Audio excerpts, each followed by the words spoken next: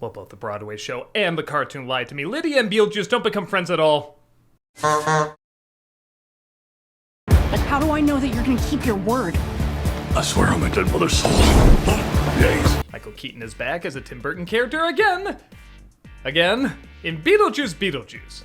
Okay, so before I give my thoughts on the sequel, I should probably give my thoughts on the original Beetlejuice. Look at that wall. I clearly like Beetlejuice. I enjoy it a great deal. I think it's very funny. It's very creative. It is solidly a Tim Burton movie. I mean, his stamp is all over it in the best way. I think it's very enjoyable. I'll admit it's not a film that I love. It's not something where I think the writing's fantastic or it's like one of the great comedies or anything, but it's very, very creative, and I like how it just kind of makes up its own rules, and it openly acknowledges you're supposed to care, but not that much. It's a very flexible reality, and I kind of miss films like that where you don't have to be tied down too much to a bunch of logic and backstory. It just wants to have a good time, and that's what I had. I had a good time with it. So now we have this sequel that honestly, when I heard it announced, I wasn't very excited for. I haven't really enjoyed a Tim Burton film in a while. I don't even know if Tim Burton has enjoyed a Tim Burton film in a while, but when I saw the teaser for it, I got really excited because it looked like it was not only a return to form for Burton, but a return to form for movies like this that don't have to rely 100% on CG. There's a lot of practical effects in here, but they don't feel limited to that either. It will use CGI, but it'll use it in a way that's much more creative and welcoming. Like, it'll combine other effects together, which I think CG does great. So with all that in mind, I had a lot of fun. I thought this movie was a really good time. I don't think it's a movie that's gonna win everybody over, though. That's not to say people that have seen the original aren't gonna like this. I actually think the majority are. I think they're gonna have a lot of fun with how silly and zany and over the top and unexpected and surreal the movie is. But I get the feeling there's gonna be a crowd out there that's gonna bring up some legit criticisms with this film that I don't know if I would disagree with you on or even the film would disagree with you on, but I don't think the movie cares. I think its number one priority is just to have a good time and return to this world that is so silly, but with the attitude of a gothic, macabre party house, like a frat house or something. Like, this movie just wants to really have a silly, zany time. And if you were to bring up, though, that, well, the characters for the majority of it seem very one note. A lot of the writing seems very exposition-y. There's a lot of jokes that on paper don't really work. In fact, some of them are really, really lame. I couldn't disagree with you. When I was a teenager, a trickster demon terrorized our entire family and tried to force me to marry him. Yeah, it turns out marriage laws in the underworld really loose. Through the first half of this movie, I was saying to myself, boy, I mean, this is surreal and fun, but I'm not really getting into the people that much, and I feel like there's moments where I'm supposed to, even though they're giving good performances, like all the actors are doing a great job. But like I said, they did feel very one note, but then you kind of realize as it goes on, that might be intentional because there are so many characters and subplots to a point where I was even forgetting certain characters were in the movie. But then you get to about the halfway point, they introduce this surprise that I legit didn't see coming, and then another surprise within that surprise. And from that point on, the film is very, very high energy. Like, characters will constantly walk by, just miss each other, open one door, close while another one goes by, just missing each other like a farce. And it actually made it a little simpler to keep track of these people when you know, oh, that character's one thing is this one motivation, that character's one thing is this one motivation. Even if the motivations are kind of shaky, like, I'm not even sure why Beetlejuice is still going after Lydia in this. I don't know if he just thought that was his only way to get back to the living world. I'm not really sure. They don't explain it that well. I can't believe Grandpa's dead. Death is hard. Yeah, sometimes I think life is harder. Oh, this movie also wants to make it clear it does not like Jeffrey Jones. We'll find out bits of exposition like Lydia's mom is still alive. Oh yes, I tried to take over when your mother died. You know, Catherine O'Hara will say that, and she'll say, well, my mom's not dead, you know that. And I'm thinking to myself, well, okay, well, I think we all just kind of assumed she was dead. What are you gonna do with that? And they don't do anything with it. There's just weird little moments like that that don't quite add up. But as it keeps going, it's almost kind of taking that first half saying, oh yeah, all that stuff you thought you were supposed to care about, forget about all that. You're just supposed to go along with the ride And the best way I can describe this ride is if you ever get on a roller coaster and you have that bar that they push down, and they can either push it down too tight so that it's really restrictive and it's no fun. It's like those movies where there's too much explaining and too much lore, too much backstory. But then other times it can be a little too loose where you feel like you're gonna fall out and you're gonna miss the ride kind of thing. And these are movies that don't really try hard enough. This bar is a little loose, but it still keeps you in the ride enough that you're having a good time with it. You're able to enjoy the roller coaster. At least I was. If you say his name 3 times, he will appear. But wait, what if I say it twice and then wait a day and then say it a 3rd time? Like, that's technically 3 times, but is the time difference gonna make... Oh, whatever, I just won't beat Gremlins after midnight. If previous Burton films try to hide how disjointed they are, this film celebrates it. There's a scene in Immigration where they bump into a certain character, and I burst out laughing because it was so clear at that point you weren't supposed to care about anything at all. There's a moment where they're getting on this train that's gonna take them to the great beyond. I guess I won't give away the joke, but you can kind of put together what it's gonna be. And again, I was thinking, boy, if this wasn't a bad movie, I would say this is a bad joke. But because so many of these surreal, bizarre moments with surreal, bizarre humor are just going for broke and just going really over the top, or even kind of dragging out a joke longer than it needs to, but just doing it in the strangest way, I kind of let it slide and I kind of have fun with it.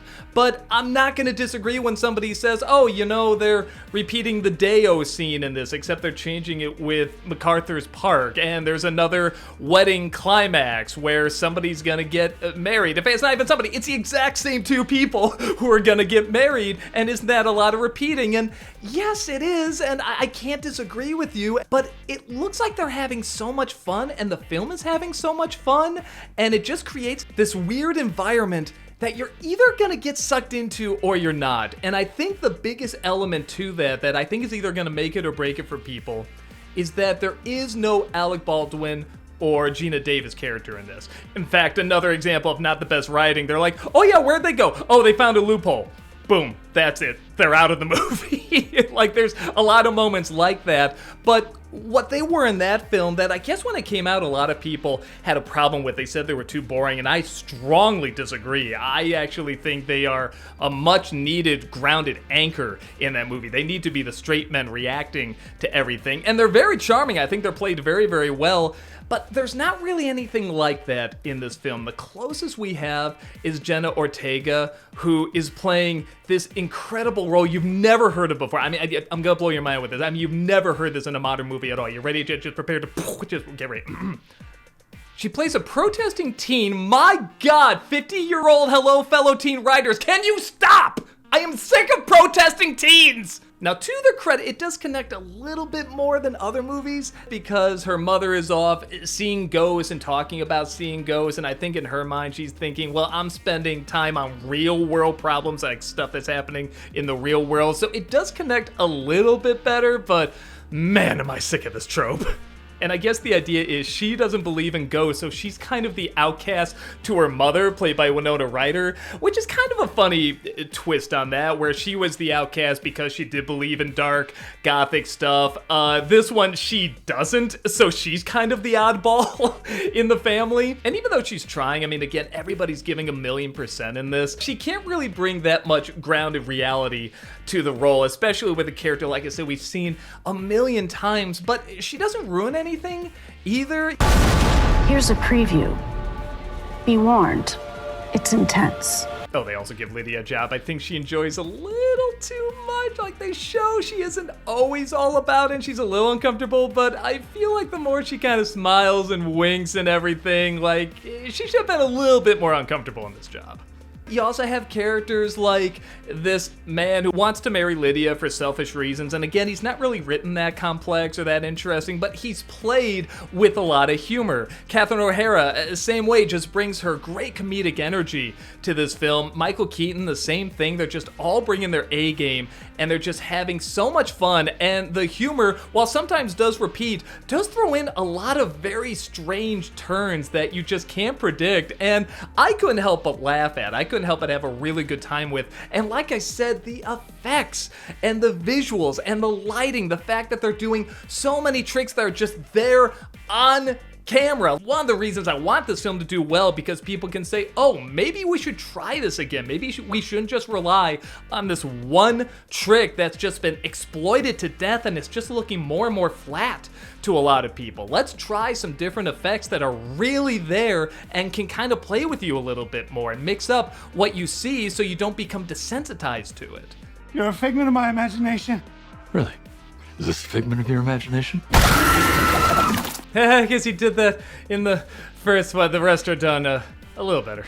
It goes into certain things I personally didn't need to see, like you go a little bit into Beetlejuice's backstory and the backstory with his wife as well. And I'm somebody, like, when I saw the trailer for Batman Begins, I said, well, I don't want to know what happened to Batman after his parents died. I just want to go from him as a kid to being Batman. We can put together what happened. We kind of leave that, to ourselves. But if you're gonna do it, if you're gonna make this film, Batman Begins is not a bad movie. It actually really fills in those gaps in a really interesting way. And to me, that's kind of what this does. I don't need this information, but the way they did it and how they explain it, I thought was pretty fun and interesting. But this is where it gets tricky for, like, maybe the die-hard fans, the people that are obsessed with lore and just you don't change the original at all or add anything on top of it. Because, for example, I didn't enjoy The Acolyte. I thought it was very bland and the acting was wooden. It's just very boring story. But people are telling me later, no, I didn't enjoy it for the wrong reasons. It's because this penis head guy was in this scene where he shouldn't have been in the lore. And lightsabers don't whip. They don't whip around like that. And in an episode of Ewoks, they said black lesbians don't exist. I don't know, just stuff that I don't give a shit about. I don't think the common viewer does, but people that see that as sacred text just go bonkers for. So if you have that mindset going into this, I have no idea what you're gonna think of this film. You might enjoy it. It might be something that you think maybe adds a lot to the character, or you might say, no, I don't ever want to know that. That's sacrilegious, that kind of stuff. It's very hard to say. So for the ones that are really, truly obsessed with the original, I don't know what your thoughts are gonna be on this, but I think for people that like the original in terms of just how weird it was and bizarre it was and just kind of made up its own rules, this one does the same. And I'm not going to act like everything in it certainly works. I think you could argue very easily there's a lot of stuff that doesn't, but because it is so joyous in what it is, and it feels like the director, the actors, the writers, the designers, it just feels like everybody's having a ball with this movie. I had a ball with it too. It's uneven, but at times that kind of helps it out because then it becomes more unexpected and you don't know what type of joke they're gonna do or what direction they're gonna turn. So there's just enough surprises in there, and I think it makes it clear, at least by the second half, you're not supposed to care that much. You're just supposed to care enough, and I did care enough. For the jokes to work and this world to be very immersive and enjoyable and to really get into these funny performances. So I'm giving it 3 out of 4 nice fucking models. I don't think it's for everyone, but it was just enough for me. With that said, what do you think? Because again, I get the feeling the majority of people are gonna like it, but I know there's gonna be a crowd out there that does not. Are you one of the people that says, this was so much fun, this is really a return to form for Tim Burton, I love the practical effects, I love how goofy it was, I love how colorful it was, and how colorless at the same time it was, and it's great seeing the cast back together? Or are you someone that says, nope, this didn't work, there's way too many callbacks, there's way too many things that don't make sense, there's not a good foundation there, the motivations don't add up, it just simply doesn't have enough character? Or are you somewhere in between where you say, yeah, it's got its problems, but you know what, the good stuff is still pretty good, and I just like this world and these characters? Let me know your thoughts, and I'll see you next time. Take care.